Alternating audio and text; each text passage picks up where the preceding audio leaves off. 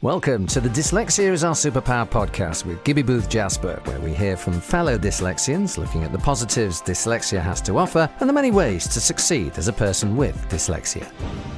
Hello, everybody, and welcome back. I'm Gibby Booth Jasper, and today I am talking with retired data analyst and mom of Katie Small, who earlier spoke to us a few episodes back.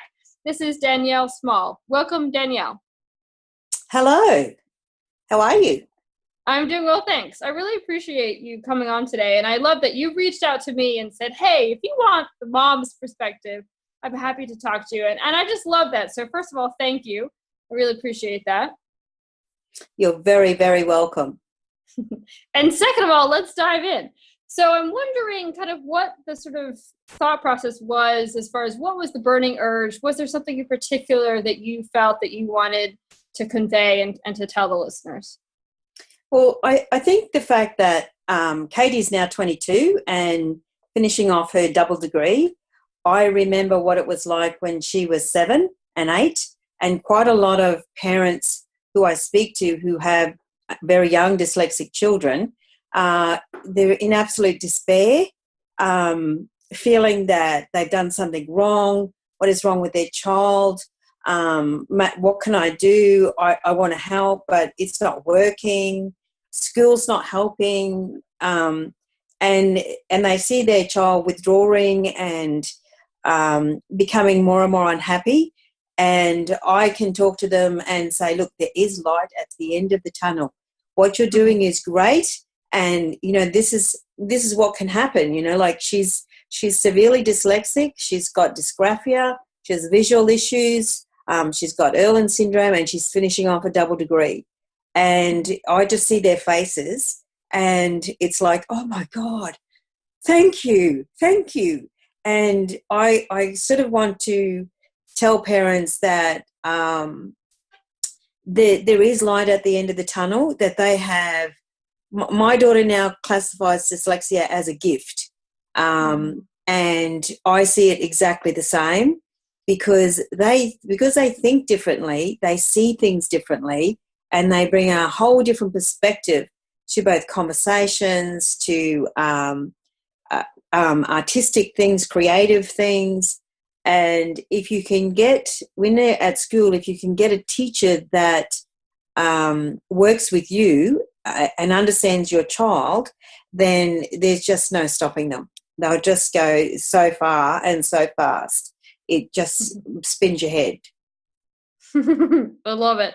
So I'm curious, of course, now you and Katie see it as a gift. Did you always see it that way at the beginning? Did you look at it negatively when she was first diagnosed and she was first struggling when she was younger?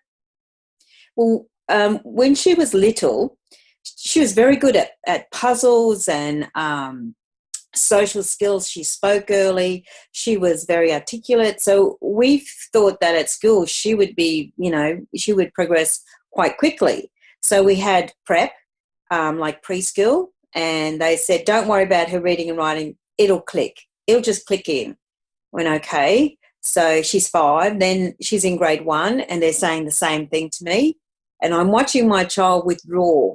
Because the other kids are going ahead further, but she's not. So now we're in year 2, and they're still saying that it's going to click. And I'm talking to the teacher and I'm saying, no, that's not right. It's not going to click, because if it was going to click, it would have by now.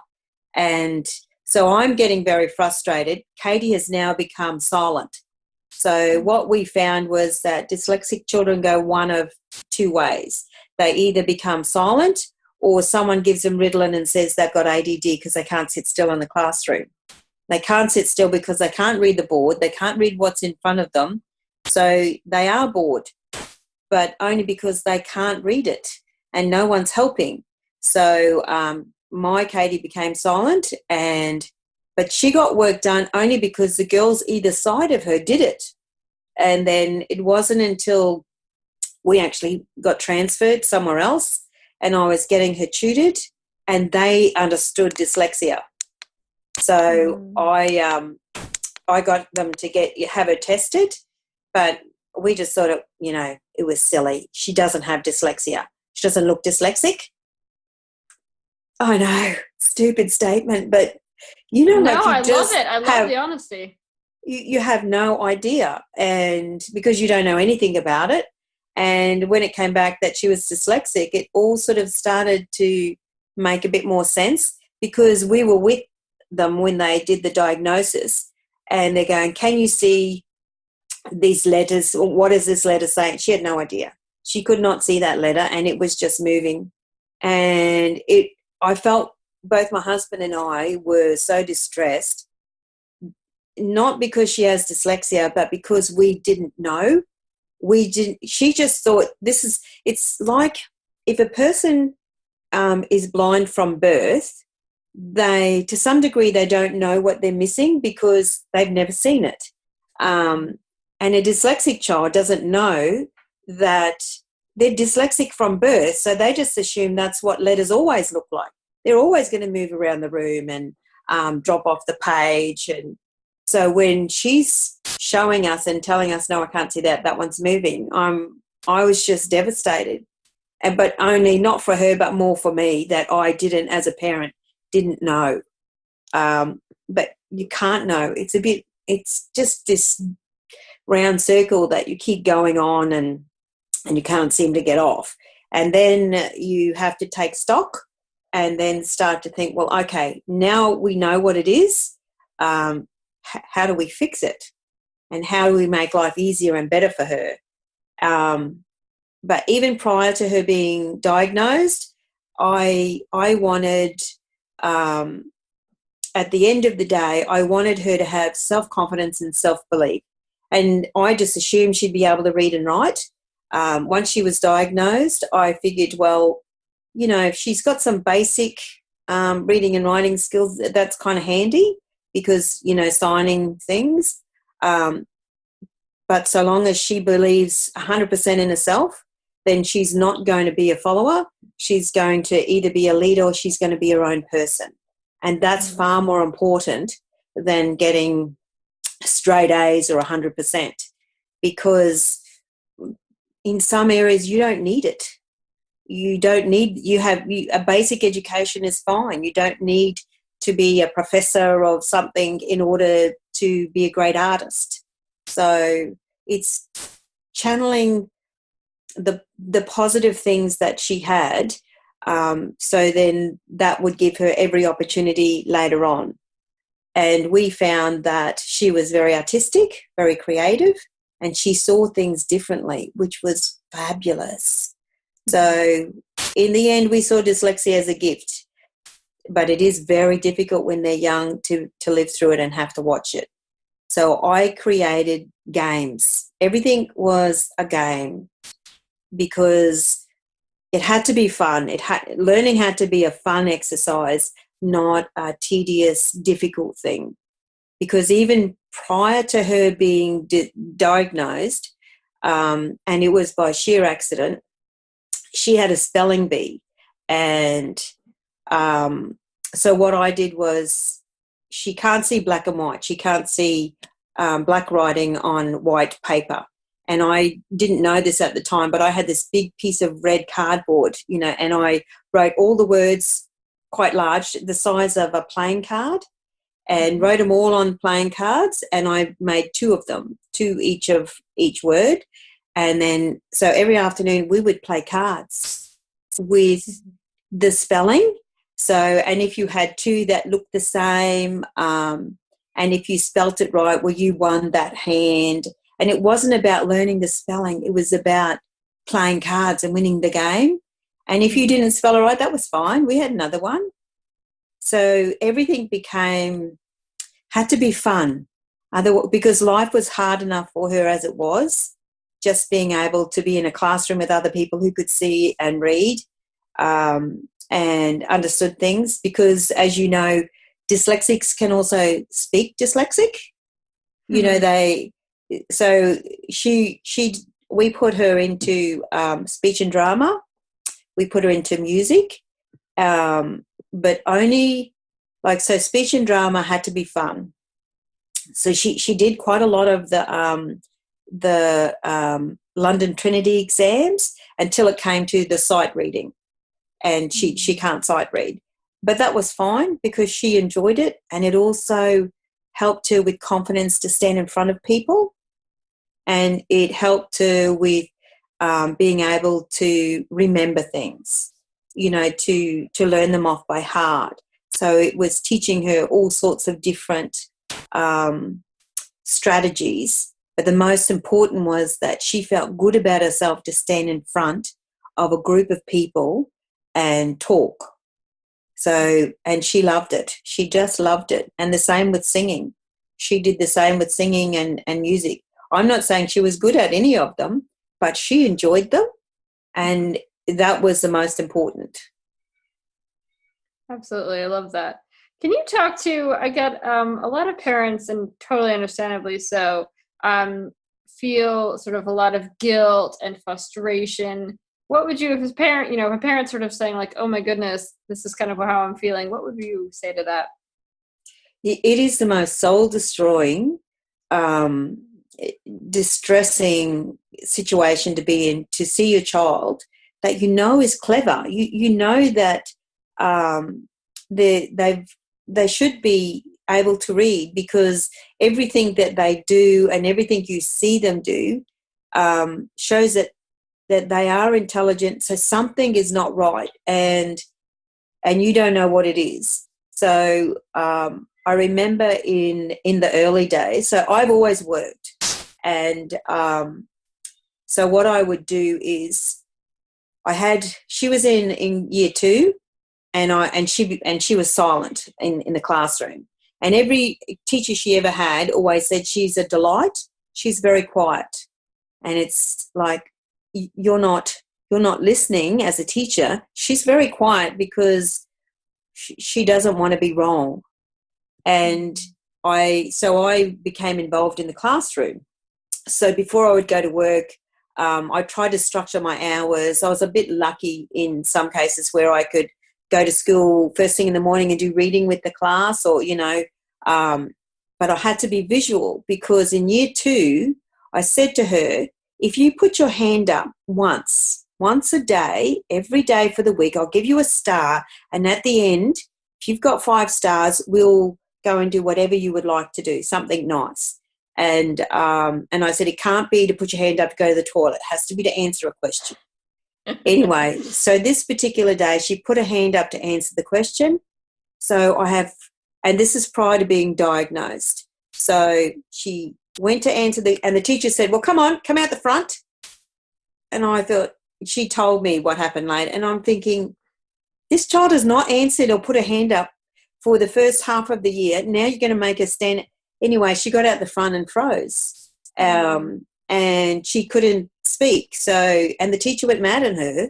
Well, why'd you put your hand up? Because you could do it when you, and I thought, okay, so I have to be more visual in the classroom. So I went to everything. In my lunch hour, I go up to school and do something at the school. It was about being visual, so that the teacher has a class of 35 kids or 30 children. I need her to know that Katie is, special, and that you can't treat any child like that. But I needed to make sure that she knew that she was a person and had her own, things that she could and couldn't do. And it was her job as a teacher to try and help her. But I would work with the teacher. Whatever she wanted me to do, I was very happy to help and to do with Katie to support her. So I would go into the classroom, before or after school, and have chats with the teacher and say, oh, you'll never guess, Katie did this the other day, it was so lovely. Oh, have they done that at school? Would you like me to do that for you at the school? So it was about I was trying to get the teacher to understand Katie's a person. She's not just, like a number in the class, and that I'm visual, that she can see me, and I'll support the class, I'll support anything, but she knows I'm not far away. And I found that for me as a parent, I needed to be visual. Once she was diagnosed, I would always, my husband and I would always go to the school and have discussions with the teacher. I had quite a lot of paperwork and how dyslexics learn and how you can help them. For the most part, most schools just went, okay, thanks very much. So then I would be there next week and saying, can I do this for you? Because what would you like us to do? And I would be there the next week and the next week. And what I'm finding from the Facebook group for dyslexic children, it's for the parents, they're all saying the same, that their child doesn't get listened to. When they say, I can't read that, they literally mean they can't read it because the words are moving around so much they can't see them. They can't read it. Please don't get them to, sight read and stand up in front of a classroom. It's not going to work. Listen to what the child is saying and understand the emotions that they're going through, because it's hard. Katie couldn't sight read. She's 22. She still can't sight read. But in grade 3, she would be sitting there and the boy beside her told her how dumb she was because she couldn't read. Anyway, so, and I think Katie told the story. I put things, she understands logic. Logic is very good for her. So, and I don't know a single dyslexic child that isn't bullied because you're dumb. Why don't you know that stuff? You should, go back a grade. You're stupid. And the name calling is, because you're a target, because normally you're very quiet, or if you're very noisy, someone's put you in a corner and filled you full of drugs, or, you're in detention. So the quiet ones are going to get picked on because they're not going to respond. So we put everything into logic.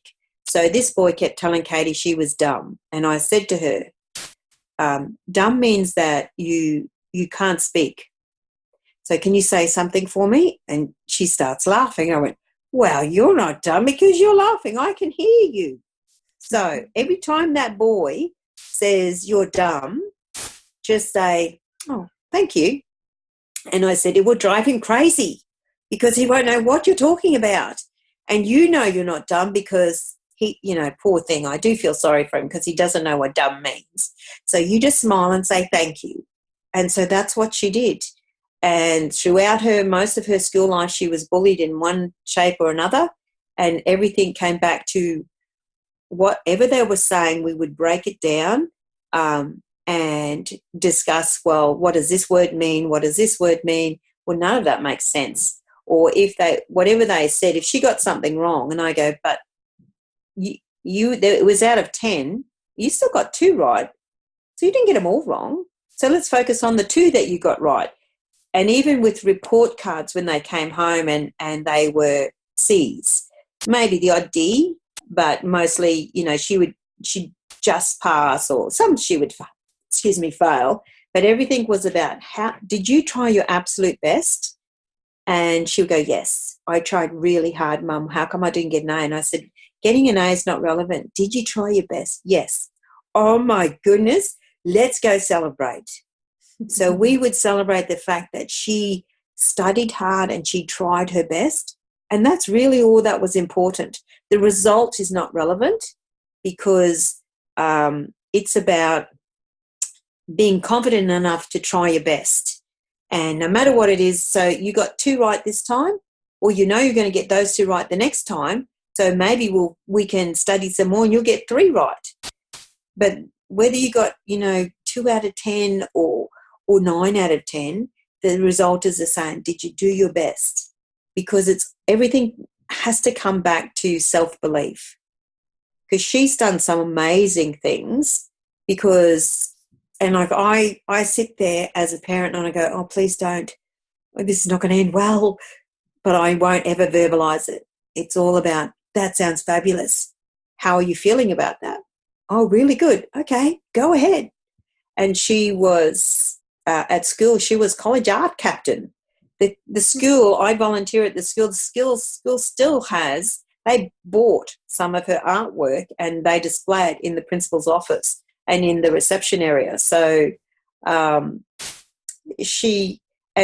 weird artwork, I'm telling you, but there's always a really good story behind it. So, but she has the confidence and self-belief that this is what she thought was important And so she went ahead and that's what she did.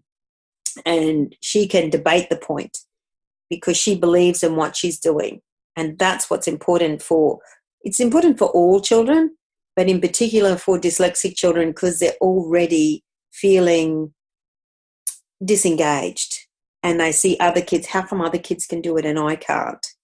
And I was speaking with a mother the other day and she said her son is a really good artist. He's 15, but he won't show them won't show the school his artwork because what if they don't like it?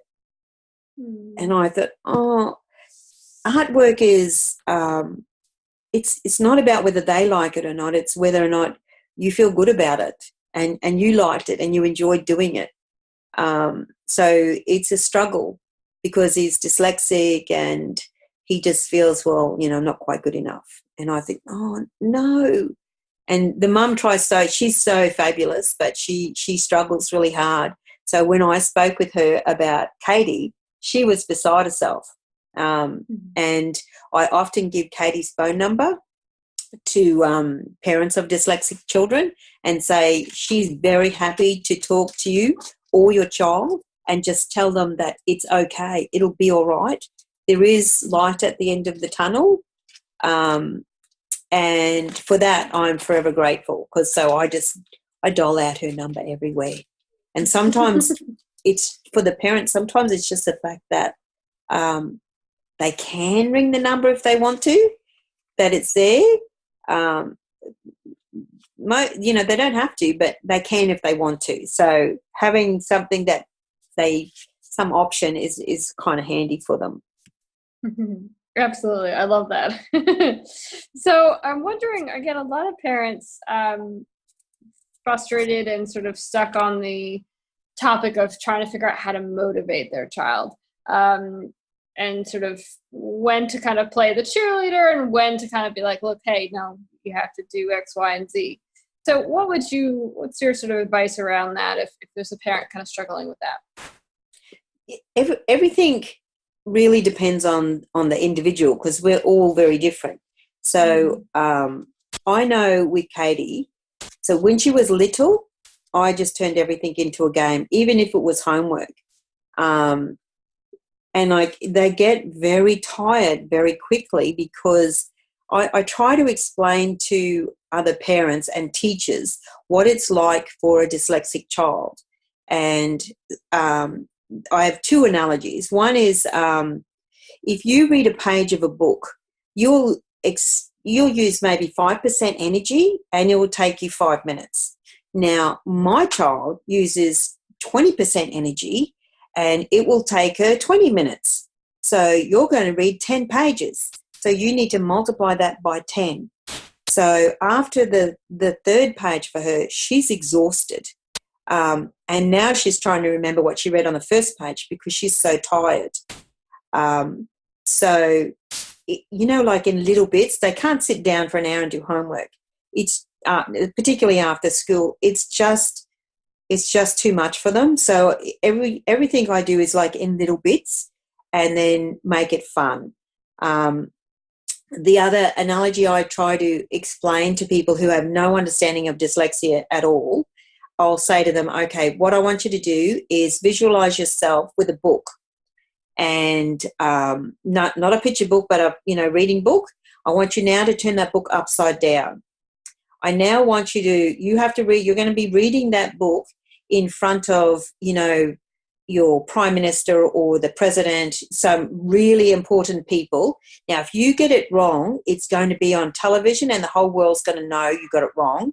Now I want you to jump on a trampoline. Off you go. Now tell me that you can, what are you? And they're going, I can't. And I said, okay, welcome to the world of dyslexia.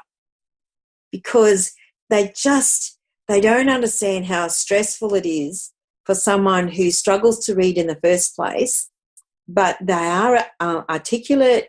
Everything else they do shows that they're an intelligent person, but then they have to read something and it all just crumbles. So if the other individual understands, like the teacher or whoever it is understands, this is what this child goes through every time they have to do homework or there's something special they have to do. So I always try to make things that the child, like that Katie was feeling in a good place, and that everything she did, like we didn't give her, it wasn't like she got even a star or a present if she did something, terrific. It was more about, you're fabulous. What you've done is really great. Now, the words are a bit mixed up, but the basic sentence is really good.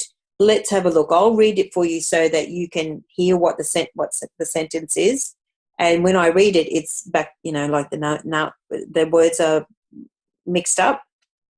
But you can understand what she was trying to say. So then we rewrite it. And everything for dyslexic children, or for my child, was about trying to make sure that she had the self-confidence or self-belief that it's okay to make mistakes, just so long as you're trying your absolute best. And then when it's all finished, let's go do something nice, even if it's just going and lying in the yard and looking up at the sky. But the other thing I did when she was younger was, I know what it was like for her. Like you could see her. So, okay, we don't tell anybody this, it's secret, okay? But we'd have Katie and Mummy days. So we'd take a day off school, and it would be maybe two days in a year that we weren't sick. Yeah. And we would just do scarf dancing, and we'd stay home and play. But it was just trying to get her to refresh and feel, comfortable about going back to school and feel good about herself.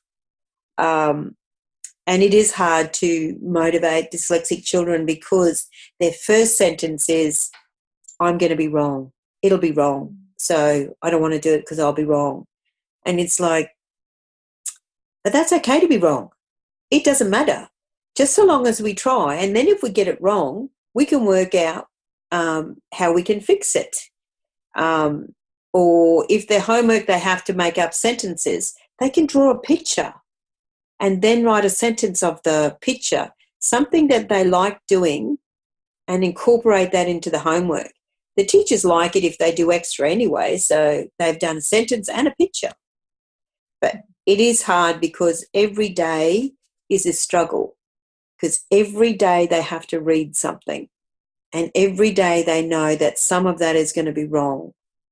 So every day as a parent, it's our job to tell them it's okay to be wrong. I'm wrong a lot. I'm very beautiful, so I can get away with it, and so can you.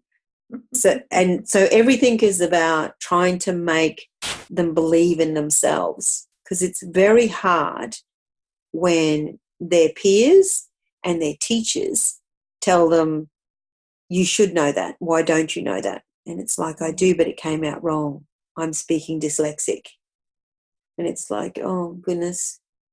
But even today, when Katie I know she has a dyslexic moment, I want to wrap her up in cotton wool and slap anyone who says anything. But that's not life. So it's about, I try to find something in the disaster that's happened that's a positive. Even if it's to the point, well, at least you tried. We know that that's probably not going to work. So we'll try something else another way. Because remember, you've made a lot more inroads than anybody else with all the issues that you've had to deal with. But self-belief, self-confidence. And as a parent, I figure I say to other parents, like, you're supporting your child and you're telling them that they're a good person. So you're doing the right thing and you're a good parent. It helps a little bit, for those 10 seconds. But I know exactly what they're going through, and I know how it feels. And it's just horrible. It's horrible to watch and to feel so just useless. But at school, it was about, for me as a parent, about being visual.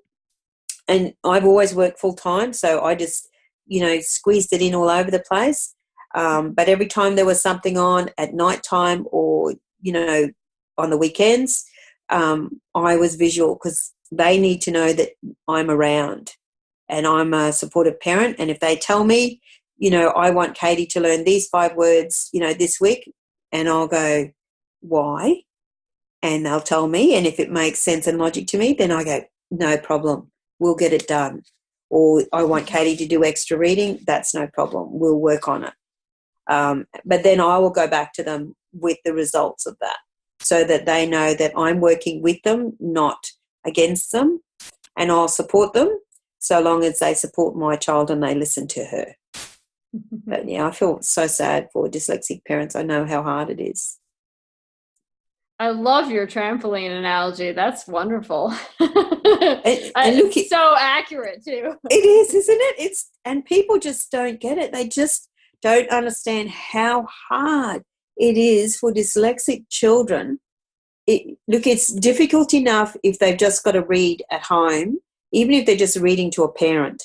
But when they have to read in a classroom environment, like out loud, or if they've got to read anywhere else in a strange group, it is enormously difficult. And the stress levels will make the dyslexia, 100 times worse. So, and when they say, well, just get up there and pretend everyone's naked, it's like, yeah, no, you've got no, I've got it worse than you. Don't worry about it. Well, you've certainly given bits of advice throughout, but are there any final sort of bits of advice that you want to give a parent of a dyslexic child? I feel fortunate having a dyslexic child. It's taught me patience. It's taught me perseverance. It's taught our daughter resilience and strategies on life. And I see dyslexia now as a gift because I walk into a room and I see 4 walls and a picture and a window. My daughter walks into the room and she goes, oh, my goodness, did you see in the corner there was a blah, blah? I'm going, no. They just see so much of the world so differently and so amazingly that it floors me. And in all of her artwork that she did at school, there's no way, even as an adult, that I would have even thought of doing that. And it is an amazing gift. It's a special power. It's a bit like Spider-Man. Spider-Man and Superman didn't just get up and become Spider-Man and Superman. They had to learn how to fly. And I'm sure Spider-Man, well, in the movie, he's fallen over quite a few times. So everybody needs to have, like a time to learn how to do things and to believe in themselves. And somebody else would have told Spider-Man and Superman that they were good and that they were heroes. And it's the same with dyslexics because it is a special gift. And our gift as a parent, like our job as a parent, is to just try and make them believe in themselves and give them confidence and support. And at those times where a teacher or something isn't doing what we believe is in the best interest of our child, then we're a soldier. We go to battle. And I feel, and look, any parent-teacher meetings, we always went to all of them. And one of the things I'd like to leave with is that if you get a good teacher, in Katie's high school, her PE teacher and her English teacher were the most amazing individuals I've ever had the fortune to come across. So Katie can't sight read. She's severely dyslexic, and her favourite subject was English because that teacher said, how do you want to display? She loves public speaking. So she would learn her thing and then she would talk about it. She didn't read it. That was how she would deliver her assignments. And she worked around whatever was going to work for Katie, and she knew Katie worked hard, so that's what she focused on. And both of them made Katie feel like she was a worthwhile individual and smart because she could work around anything. So if you get a good teacher, just follow them to the ends of the earth. And that's this one. And we're still in contact. Katie finished school 3 years ago, and we're still in contact with both of them because they're just so gorgeous. But, yeah, and it's okay to cry. I did that a lot. I hope it's been of some help. No, this has been wonderful. Thank you so much. I really appreciate you taking the time. You're more than welcome. Thanks for listening to the Dyslexia is Our Superpower podcast, and we'd love to hear from you with comments and questions, so please feel free to get in touch. You can email us at dyslexiaisoursuperpower@gmail.com. That's dyslexiaisoursuperpower, all one word, @gmail.com. And don't forget to spread the word by sharing us on social media.